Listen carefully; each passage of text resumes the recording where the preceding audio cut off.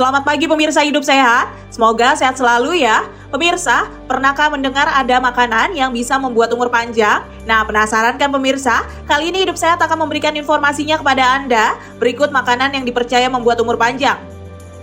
Makanan pertama yang dipercaya membuat umur panjang ialah rumput laut. Rumput laut makanan yang kaya akan mineral penting untuk zat besi, kalsium, folat, dan magnesium. Tahukah Anda pemirsa, mengonsumsi rumput laut setiap hari dapat membantu menambah serat harian.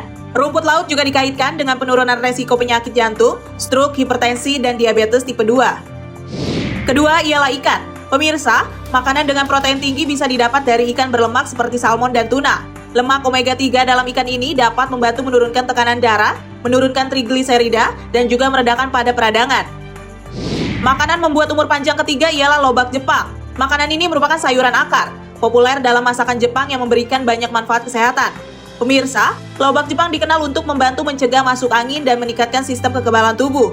Satu lobak mengandung 124% asupan vitamin C harian. Makanan membuat umur panjang selanjutnya ialah sup miso. Sup miso ialah pasta yang terbuat dari kedelai dan biji-bijian yang difermentasi. Mengandung probiotik, bakteri hidup, dan ragi dalam makanan fermentasi yang dapat membantu menyeimbangkan kesehatan usus dan meningkatkan sistem kekebalan tubuh. Yang terakhir ialah ubi Jepang atau ubi jalar ungu, sering dimakan sebagai makanan ringan atau makanan penutup. Ubi Jepang kaya akan karbohidrat sehat dan antosianin, sekelompok antioksidan yang ditemukan dalam sayuran merah dan ungu yang mengandung sifat anti penuaan.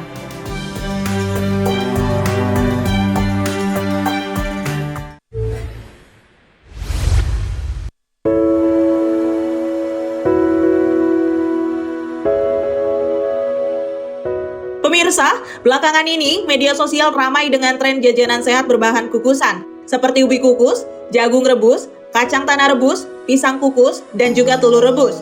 Makanan-makanan ini ramai dijajakan di berbagai sudut kota. Metode memasak dengan cara dikukus sebenarnya bukan hal baru. Teknik ini sudah digunakan sejak ribuan tahun lalu di Tiongkok dan Yunani kuno. Bedanya, kini kukusan kembali populer karena dinilai lebih sehat dibanding gorengan atau makanan olahan. Lantas, apakah benar makanan kukusan baik bagi kesehatan? Simak informasi selengkapnya. Hidup Sehat akan membahasnya bersama Dr. Maria Haryono, spesialis gizi klinik di studio Hidup Sehat pagi ini.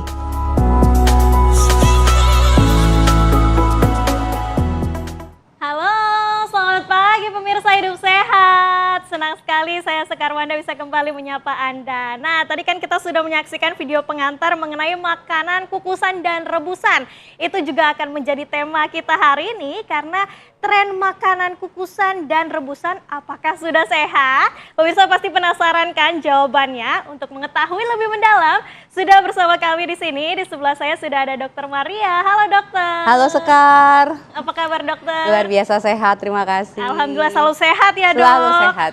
Nah pemirsa, Dr. Maria ini adalah dokter spesialis gizi klinik. Nah jika Anda juga pengen nih bertanya kepada Dr. Maria, Anda juga bisa menanyakan pertanyaan Anda di kolom komen @hidupsehat.tv1 di Instagram.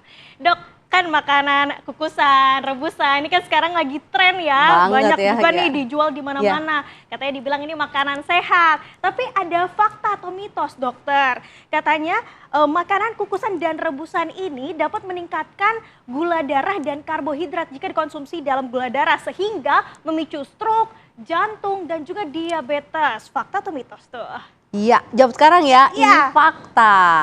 Tapi syarat dan ketentuannya pasti ada.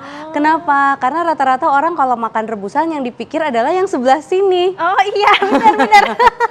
Umbi-umbian gitu ya. Ya, umbi-umbian, segala aneka warna gitu ya. Ada lagi kadang-kadang kentang, kemudian lagi ada kentang di sini ya.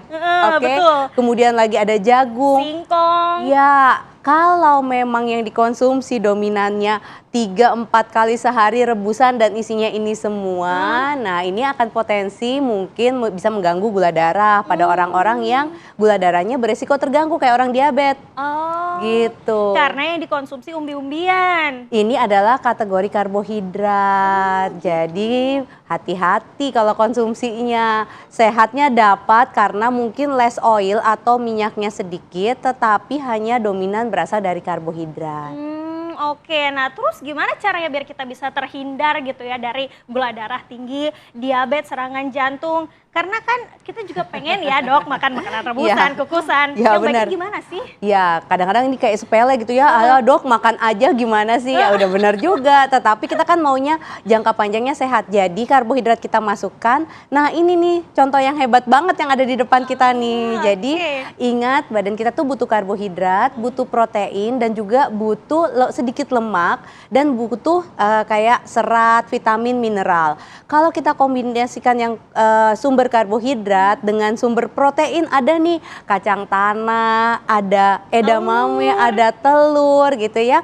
Kemudian mungkin kita kombinasikan dengan wortel direbus atau ini labu siam ya direbus atau pisang rebus jadi komplit. Jadi kita bisa menyamakan dengan gizi seimbang. Oh oke. Jadi Jangan lupa ketika kita timingnya. makan, Waktu makannya, jadi kalau waktu makan tuh kan kita cenderung menjaga gula darah yaitu 3 kali, pagi, siang, malam. Tapi kalau sepanjang hari ngemilnya rebusan, lagi, ya. rebusan lagi, jangan ya. Jumlahnya sama, wah Jadi ini kita harus hati-hati. tahu batasan dan porsinya Betul ya, Dok. sekali. Nah kita ke fakta atau mitos dokter.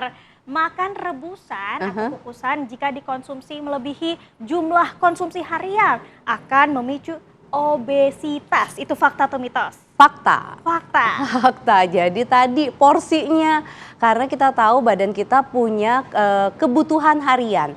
Kalau kebutuhan harian kita ada di sini, terus kita makannya karena kan lagi tren nih rebusan itu katanya sehat. Tapi kita makannya lebih dan lebih dan lebih, otomatis kelebihan ini yang akan disimpan oleh tubuh kita. Karena tubuh kita pintar sekali. Jadi dia akan menyimpan apa yang berlebih supaya dicadangkan untuk energi kalau dibutuhkan sewaktu-waktu. Kalau kelebihan ini berasal dari rebusan dan tiap hari kelebihan, ya inilah yang memicu obesitas karena disimpannya jangka panjang berupa lemak. Oh gitu, tapi tahu kalori harian kita gimana sih caranya dokter? Nah, paling gampang itu adalah mengalihkan berat badan ideal kita dengan 30. Misalnya, walaupun saya saat ini beratnya 80, tapi berat ideal saya sebenarnya 50. Jadi 50 saya kalikan 30. Tapi itu hanya cara gampang aja. Yang paling akurat ya harus ke orang yang berkompeten supaya dihitungin. Karena setiap orang ada aktivitasnya, ada yang olahraga, ada yang di meja aja seharian, ada yang nggak berdiri-berdiri, ada yang mungkin harus bekerja sampai malam, nggak tidur gitu ya. Nah ini kadang-kadang harus diperhatikan berapa sih kebutuhan total kalorinya. Oke, nah dok kan di depan kita ada umbi-umbian nih yang kata dokter mengandung karbohidrat. Bisa nggak sih ngeganti nasi dok? Oh bisa banget. Keren Boleh banget, ya? boleh sekali. Jadi pada orang-orang yang ingin mengganti nasi sebagai sumber karbohidrat diganti sumber yang lain, kayak gini contoh yang benar sekali. Jadi kalau saya boleh kasih pilihan nih, umbi-umbiannya dicuci yang bersih, kemudian yang kotor-kotornya mata-matanya kayak gini ya, ada ya? Nah seperti ini mungkin dibuang aja, lalu setelah bersih ini nanti bisa dimakan sama kulitnya.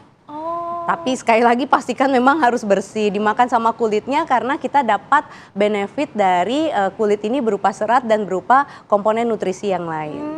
Oke, dan lebih sehat juga ya dok Pasti. daripada kita mengkonsumsi nasi ya dok. Jangan sampai udah makan nasi makan juga ubi dan singkong ya. Jadi berlebihan ya. Nah dok, setelah ini kita akan membahas pembahasan mengenai kukusan dan juga rebusan, tapi kita harus jeda sejenak. Pemirsa, usai jeda kita akan kembali hadir untuk Anda.